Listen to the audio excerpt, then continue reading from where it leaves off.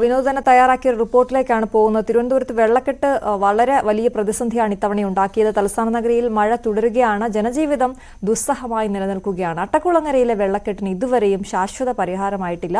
കച്ചവട സ്ഥാപനങ്ങളും അവിടെ പ്രതിസന്ധിയിലാണ്.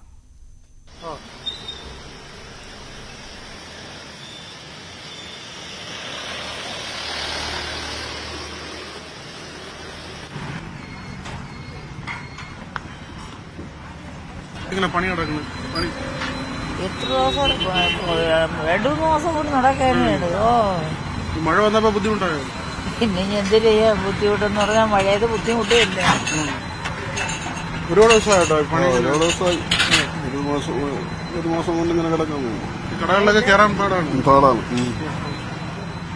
എന്തുകൊണ്ട് വരുന്ന ആളുകൾ കസ്റ്റമേഴ്സിന്റെ എണ്ണത്തിലെ കുറവുണ്ടായിട്ടോ ഇങ്ങനെ ബുദ്ധിമുട്ടാണ്? കച്ചവടം കുറവല്ലേ, മഴ ഇതല്ലാതെ രാവിലെ കച്ചവടങ്ങളൊക്കെ കുറവാണ്.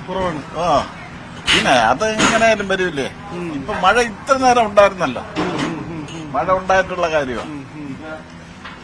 ഈ പണി നീണ്ടു പോകുന്നുണ്ടോ ഇവിടെ? എങ്ങനെയാട്ടോ ഈ മഴയത്ത് വലിയ ബുദ്ധിമുട്ടുണ്ടോ, പ്രയാസമുണ്ടോ? വലിയ പാട്. ഇതാ പാലം പോട്ട് എടുത്ത് ഇതിലാണ് ആള് വരണതും പോണതും. ആഹാരത്തിനെ കഷ്ടത്തിലിരിക്കുകയാണ്. ആഹാരം പൈസ കാണാം, കൊടുത്ത് വായിക്കേണ്ടേ. വലിയപാട്. ഇത് വയസ്സായ ആളുകൾക്ക് ഇങ്ങനെ നടന്നു പോകാനൊക്കെ പ്രയാസമല്ലേ? പ്രയാസം. പിന്നെ ഒരാൾ പിടിച്ചാലേ അങ്ങോട്ട് പോകാനുള്ളൂ. ഇല്ലെങ്കിൽ ആളവിടെ നിന്ന് ആ വെള്ളത്തിലായി. നമ്മൾ അട്ടക്കുളങ്ങര റോഡാണ്, കിള്ളിപ്പാലം അട്ടക്കുളങ്ങര റോഡാണ്. കഴിഞ്ഞ ദിവസങ്ങളിലൊക്കെ മഴയിൽ കണ്ട സമാനമായ കാഴ്ച തന്നെയാണ്. ഇന്നും രാവിലെ വലിയ മഴയുണ്ടായിരുന്നു. ഈ മഴയുടെ ഒരു ദുരിതക്കാഴ്ച തന്നെയാണ്. ആളുകൾ ഈ സ്ഥാപനങ്ങളിലേക്കൊക്കെ വരുന്നതിനും അതുപോലെ തന്നെ സ്ഥാപനങ്ങളുടെ സാഹചര്യം പരിശോധിച്ചാൽ അവരുടെ കച്ചവടത്തെയൊക്കെയും ബാധിക്കുന്ന നിലയിൽ തന്നെയാണ് സാഹചര്യം.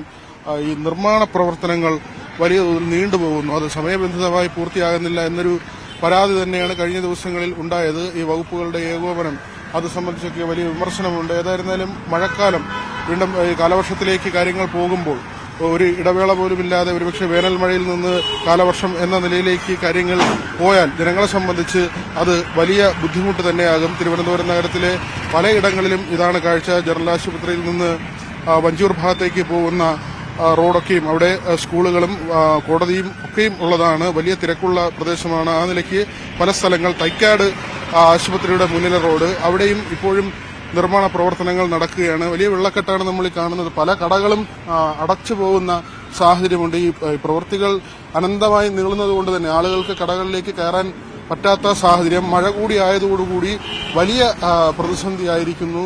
പലരും ഈ താൽക്കാലിക പാലം പോലെ പലതും നിർമ്മിച്ചിട്ടുണ്ടെങ്കിലും അതൊക്കെ തന്നെയും തകർന്നുപോയ അവസ്ഥയിലാണ്. നമുക്ക് ആ ദൃശ്യങ്ങളിൽ കാണാം. പാലം നിർമ്മിച്ചിട്ടുണ്ടെങ്കിലും അത് വെള്ളത്തിൽ തകർന്നു കിടക്കുകയാണ്. ഇതൊക്കെ കച്ചവടത്തെ വലിയ തോതിൽ ബാധിക്കുന്ന കാര്യം തന്നെയാണ്. അനന്തമായി ഈ പ്രവൃത്തികൾ നീണ്ടുപോകുന്നത്, അതിനെതിരെയാണ് ഈ വലിയ വിമർശനം ഉയർന്നു വരുന്നത്. ഹരി വിതുരയ്ക്കൊപ്പം വി വിനോദ്, ന്യൂസ് 18 തിരുവനന്തപുരം.